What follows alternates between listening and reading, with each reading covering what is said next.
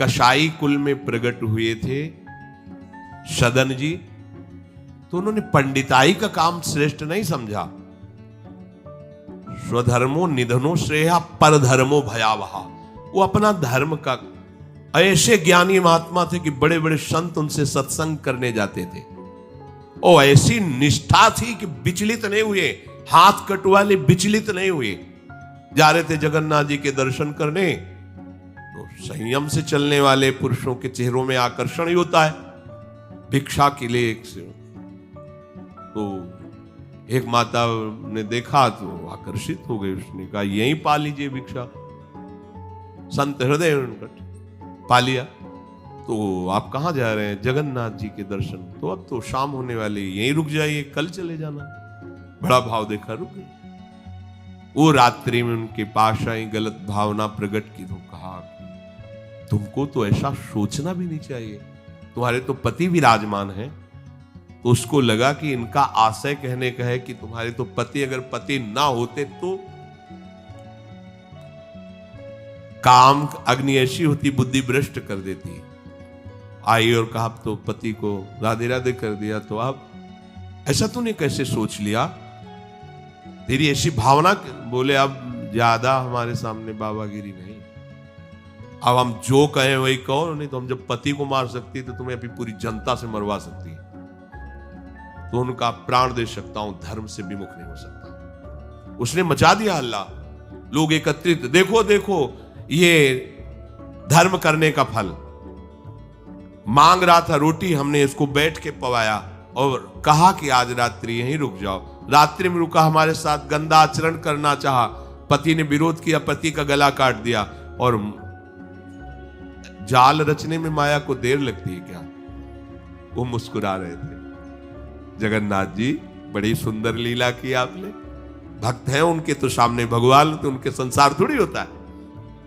भक्त केवल भगवान को देखता है, उनकी लीला है। जैसे एक साधु जा रहे थे, तरबूजे का खेत था, रखवाला उधर कहीं छुपा हुआ था, तो उनको लघुशंका लगी, तो मेड़ के इधर लघुशंका करे थे, इधर तरबूजे का खेत था। उसने समझा कि कोई तरबूजा चुराने के लिए झुका, तो लाठी लेकर सीधे आया और पीछे से लाठी मारी। अब मस्तक खुल गया, रक्त बहने लगा। जब वो घूमे तो देखा कंठी तिलक महात्मा। उनका अरे महाराज, हमने समझा गांव का कोई चोर है तरबूज चुराने के लिए। तो उनका हम तो जानते हैं ना आपको, आप ऐसे ही लीला करते रहते हो। बोले नहीं, हमने पहली बार किसी को मारा है, दोबारा नहीं। बोले हम जानते हैं आपको। तो बोले महाराज क्षमा करो, चलो आपको अस्पताल ले चलते हैं। बोले ये भी हम जानते हैं आपको। और वो तो अपने भाव में वहां ले गए, डॉक्टर ने पट्टी लगाई और एक आदमी आया और उसने कहा साधु को कोई ऐसा पीड़ा दे सकता है? तुम चिंता मत करो। गर्म दूध लाया, मीठा करके पिलाया। कहा महाराज आप चिंता मत। बोले हमें चिंता नहीं, लेकिन हम तुम्हें देख करके कह रहे इतना छलिया हो तुम।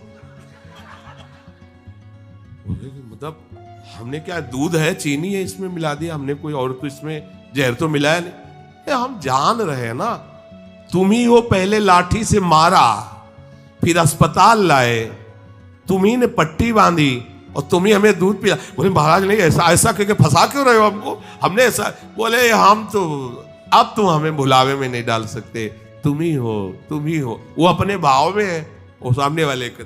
तो साधु अपने भाव में होता है। तो सदन जी आनंदित है, हे भगवान ये तुम्हारी लीला है। राजा के पास सुबह पेश किया गया उनको बांधकर। उनसे पूछा तुमने अपराध किया? तो उनका ऐसा नहीं। बोले ये आपके, तो बोले जो कह रही है इसमें भी भगवान की कृपा है।